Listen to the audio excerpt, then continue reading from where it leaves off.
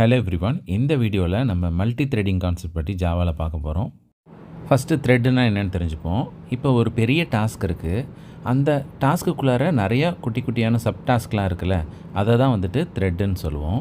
இப்போ எக்ஸாம்பிளுக்கு நான் கூகுள் குரோம் ப்ரௌசர் இருக்குல்ல, ப்ரௌசரில் நம்ம நிறையா டேப்ஸ் யூஸ் பண்ணிக்கலாம். ஒரு டேப்பில் நம்ம மெயில் செக் பண்ணலாம், இன்னொரு டேப்பில் சாங் கேட்கலாம், இன்னொரு டேப்பில் வந்துட்டு பார்த்திங்கன்னா எதையாவது சர்ச் பண்ணலாம்.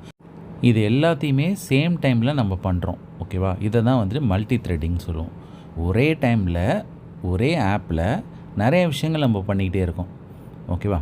இப்போ ஒரே ஆப்பில் நிறையா விஷயங்கள் சேம் டைமில் பண்ணுறத மல்டி த்ரெட்டிங்னு சொன்னேன். இப்போ மல்டி டாஸ்கிங்க்கும் மல்டி த்ரெட்டிங்க்கும் என்ன வித்தியாசம்?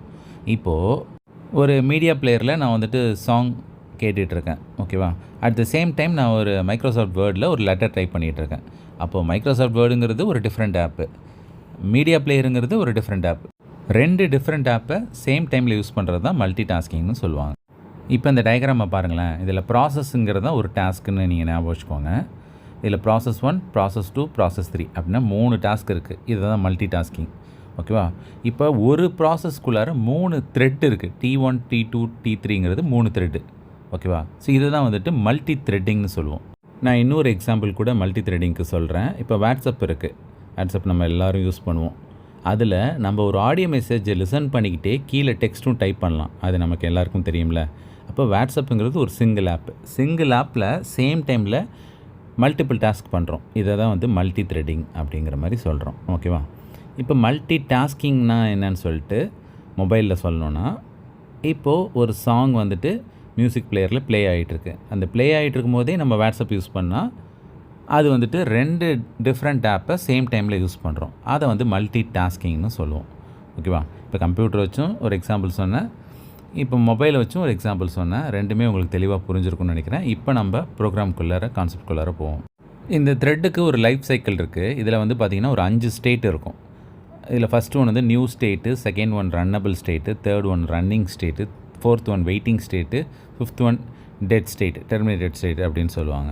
இப்போ இந்த ஃபஸ்ட்டு ஸ்டேட் இருக்குல்ல, நியூ ஸ்டேட், இது வந்து பார்த்திங்கன்னா ஒரு த்ரெட் முதல்ல நம்ம க்ரியேட் பண்ணும்போது, த்ரெட்டுங்கிற கிளாஸுக்கு ஒரு ஆப்ஜெக்ட் க்ரியேட் பண்ணும்போது இந்த ஸ்டேட் வந்து நியூ ஸ்டேட்டுன்னு சொல்லுவோம். இதை நியூ பார்ன் ஸ்டேட்டுன்னு சொல்லுவோம். நெக்ஸ்ட் வந்துட்டு இதை வச்சு நம்ம ஸ்டார்ட் அல்லது ஸ்டாப் மெத்தடை இதை வச்சு கால் பண்ணலாம். ஓகேவா? இதை மட்டும்தான் இதில் பண்ண முடியும். இப்போ நியூ ஸ்டேட்டில் த்ரெட்டை க்ரியேட் பண்ணி வச்சோம். இப்போ ரன்னபிள் ஸ்டேட்டில் வந்து பார்த்திங்கன்னா அந்த க்ரியேட் பண்ண த்ரெட்டை வச்சு ஸ்டார்ட்டுங்கிற மெத்தட் மூலிமா நம்ம கால் பண்ணணும், இன்வோக் பண்ணணும்.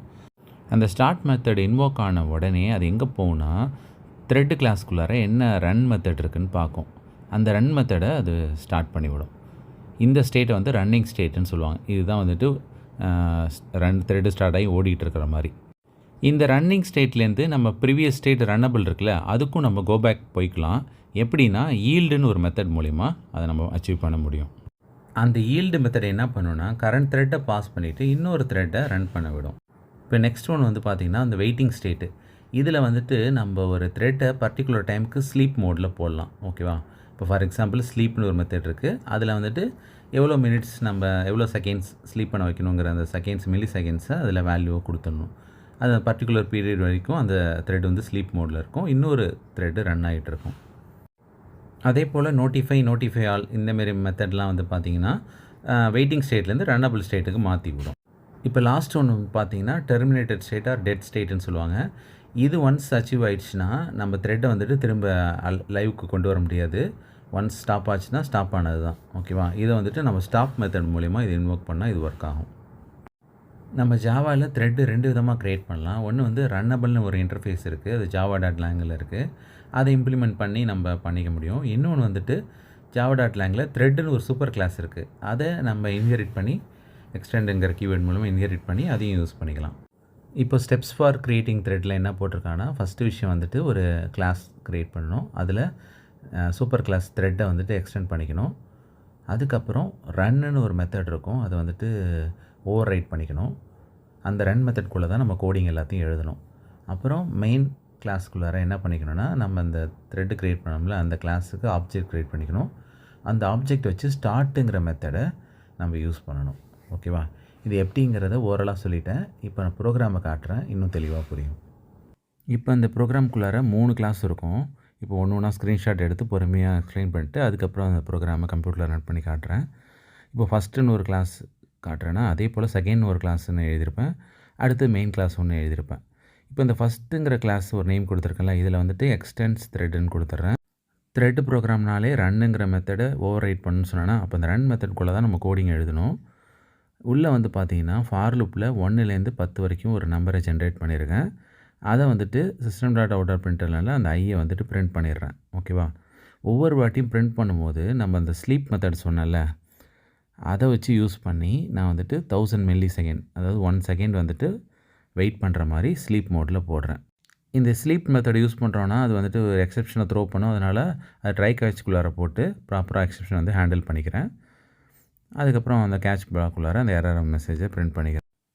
அதுக்கப்புறம் ரன் மெத்தடு கிளாஸ் எல்லாத்தையும் க்ளோஸ் பண்ணிவிட்டேன். இப்போ செகண்ட் கிளாஸ்க்குள்ளே என்ன இருக்குன்னு பார்ப்போம். இப்போ செகண்ட் கிளாஸ்லையும் வந்து பார்த்திங்கன்னா த்ரெட்டை எக்ஸ்டெண்ட் பண்ணிக்கணும். உள்ளார அதே போல் ரன்னுன்னு ஒரு மெத்தட் இருக்குது. இங்கே வந்துட்டு ஃபார் லூப்பில் அங்கே 1லேருந்து 10 வரைக்கும் நம்பருக்கு பதில் இங்கே ஏலேருந்து ஜே வரைக்கும் ஆல்ஃபபெட்டை வந்துட்டு ஜென்ரேட் பண்ணியிருக்கேன். அதை வந்துட்டு உள்ளே பிரிண்ட் பண்ணிடுறேன். இதுலேயும் போன கிளாஸ் மாதிரியே வந்துட்டு ட்ரை கேட்ச்குள்ளார ஸ்லீப் மெத்தட் அதெல்லாம் போட்டு விட்ருக்கேன். இப்போ லாஸ்ட்டாக மெயின் கிளாஸ் இருக்கா, மெயின் கிளாஸ்க்குள்ளார ஒரு மெயின் மெத்தட் இருக்குது. மெயின் மெத்தட்குள்ளார 2 கிளாஸுக்கும் நான் ஆப்ஜெக்ட் க்ரியேட் பண்ணியிருக்கேன். ஃபஸ்ட் கிளாஸுக்கு எஃப்னும் செகண்ட் கிளாஸுக்கு எஸ்னும். இப்போது உள்ளே இருக்கிற மெத்தடு நேம் வந்து ரன்னு தானே, அதை நம்ம இன்வோக் பண்ணுறோன்னா இப்போ F dot run S dot run அப்படின்னு சொல்லிடலாம். ஆனால் ரன் மெத்தடை நம்ம டேரெக்டாக இன்வோக் பண்ணால் மல்டி த்ரெடிங் கான்செப்ட்டில் ஒர்க் ஆகாது. ஓகேவா? அப்போ மல்டி த்ரெடிங் கான்செப்ட்டில் ஒர்க் பண்ண வைக்கணுன்னா நம்ம ஸ்டார்ட்டுங்கிற மெத்தடை கால் பண்ணணும். உள்ளே ஸ்டார்ட்னே ஒரு மெத்தட் இல்லையே, அப்புறம் எப்படி இன்வோக் ஆகும்னு கேட்டால் அந்த ரன் மெத்தடு தான் ஸ்டார்ட்டுங்கிறது மூலிமா நம்ம இன்வோக் பண்ணும்போது மல்டி த்ரெடிங்காக அது ஒர்க் ஆகும். நான் எப்படிங்கிறத இப்போ நான் எக்ஸாம்பிளோட எக்ஸ்பிளைன் பண்ணுறேன் பாருங்கள். ஆக்சுவலாக இந்த ப்ரோக்ராம் என்ன பண்ண போகுதுன்னா, ஃபஸ்ட்டு கிளாஸில் 1லேருந்து 10 வரைக்கும் நம்பரை ஜென்ரேட் பண்ண போகுது.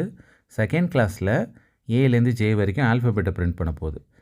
இது ஆக்சுவலாக நம்ம வந்துட்டு ரன் மெத்தடை கால் பண்ணும்போது என்ன ஆகுனா, ஃபஸ்ட்டு கிளாஸுக்கு தானே ஃபஸ்ட்டு ஆப்ஜெக்ட் க்ரியேட் பண்ணியிருக்கோம்.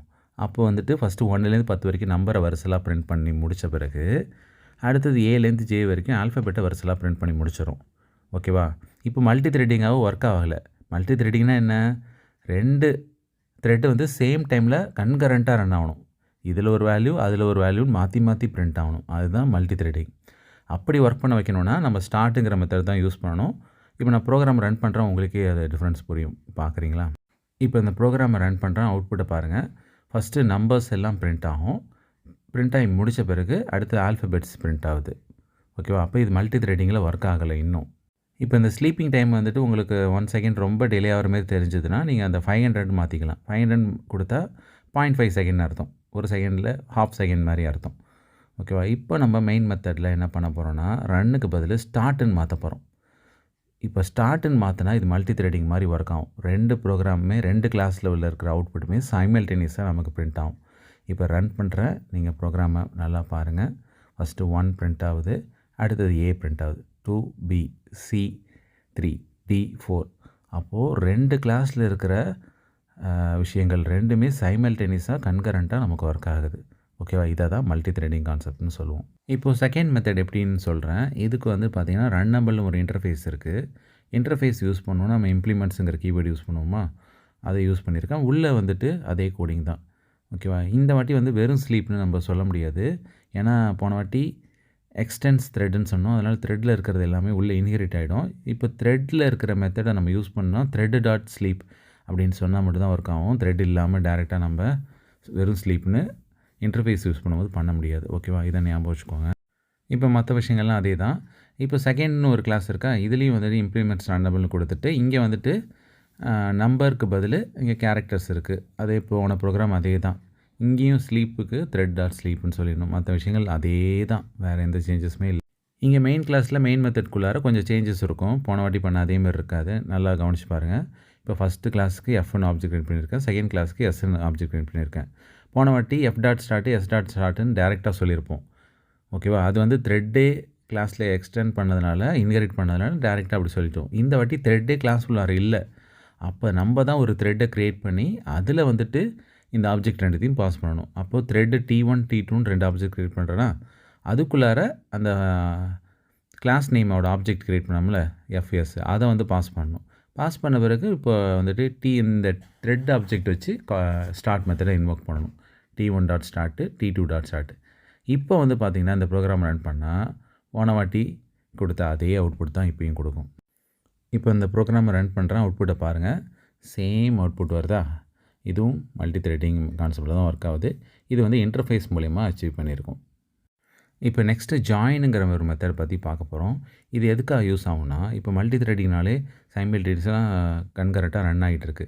சில டைமில் நம்ம வந்து பார்த்திங்கன்னா ஒரு பர்டிகுலர் த்ரெட் மட்டும் லாஸ்ட்டாக ஃபினிஷ் பண்ணணும், இது முடிஞ்சதுக்கப்புறம் தான் ஃபினிஷ் பண்ணணும் அப்படின்னு நினச்சோன்னா நம்ம இந்த ஜாயின் மெத்தட் யூஸ் பண்ணிக்கலாம். இப்போ நான் வந்து பார்த்திங்கன்னா system.out.printlnல ஐம் ஃப்ரம் மெயின் பிளாக் அப்படின்னு கொடுத்துருக்கேன். பட் ஆனால் நமக்கு வந்துட்டு நம்பர்ஸ் பிரிண்ட் ஆன பிறகு தான் ஆல்ஃபபெட்ஸ் பிரிண்ட் ஆகணும். ஆனால் பாருங்கள், ஐம் ஃப்ரம் மெயின் பிளாக்குங்கிறது ஃபஸ்ட்டே பிரிண்ட் ஆகிடுச்சு. ஸோ இதை நம்ம லாஸ்ட்டாக பிரிண்ட் பண்ண வைக்கணுன்னா நான் நடுவில் வந்துட்டு f.join அப்படின்னு ஒரு புதுசாக ஒரு ஸ்டேட்மெண்ட் இன்க்ளூட் பண்ணியிருக்கேன். இப்போ அதை ஆட் பண்ணிவிட்டு ப்ரோக்ராம் ரன் பண்ணுறேன் பாருங்கள்.